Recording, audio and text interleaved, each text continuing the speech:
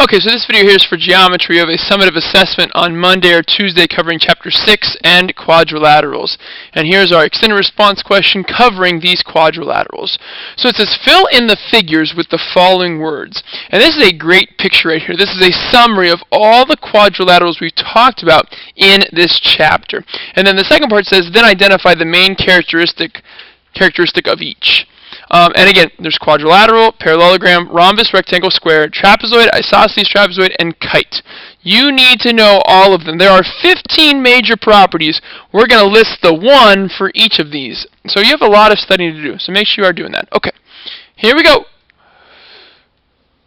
So right here, this four-sided figure that really has nothing special about it, this is just a quadrilateral.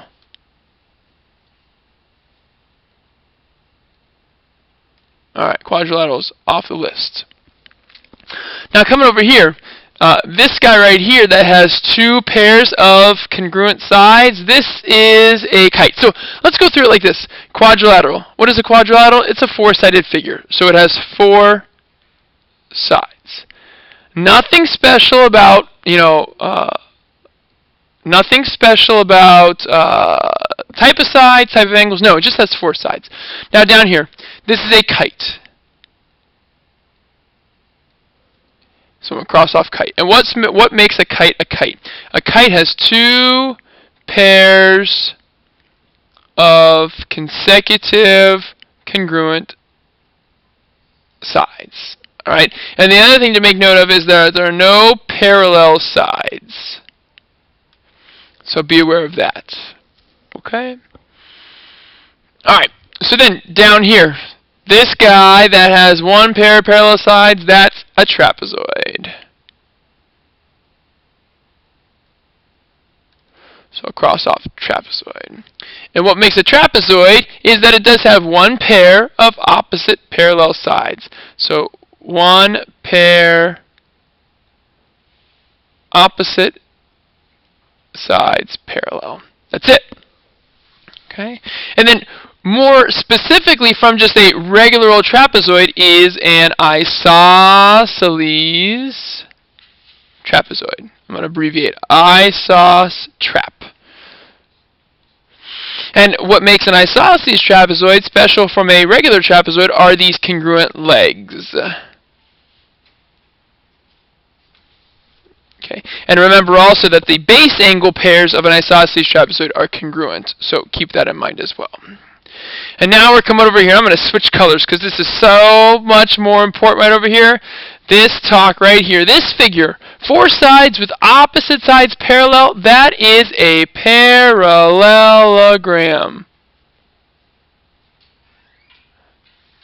And a parallelogram just exactly has that two pairs opposite sides parallel, and you'll see them right here, and they're two pairs opposite sides parallel.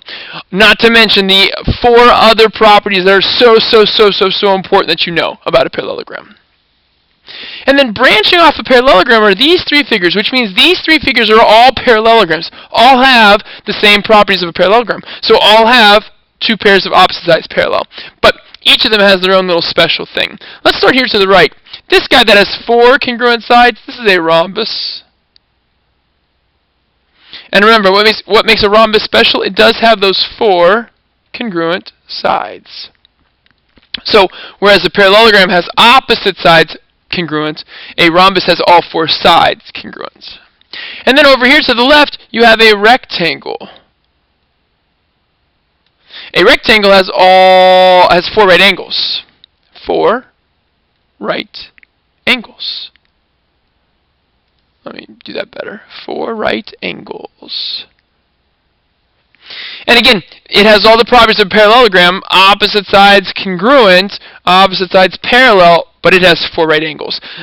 All four sides are not congruent in a rectangle, and I'm sure you know that. But then if you put a rhombus and a rectangle together, you get the most special quadrilateral out there, a regular quadrilateral or a square. And a square has four congruent sides and four right angles. So again, aside from this picture, with these distinguishing characteristics, if you know this and all the other properties, this should be a cakewalk test for you. But if this was a struggle, you have some serious studying to do. Look over your notes, read these properties over and over and over again until you have them memorized. Okay, good luck, and we'll see you on Monday or Tuesday.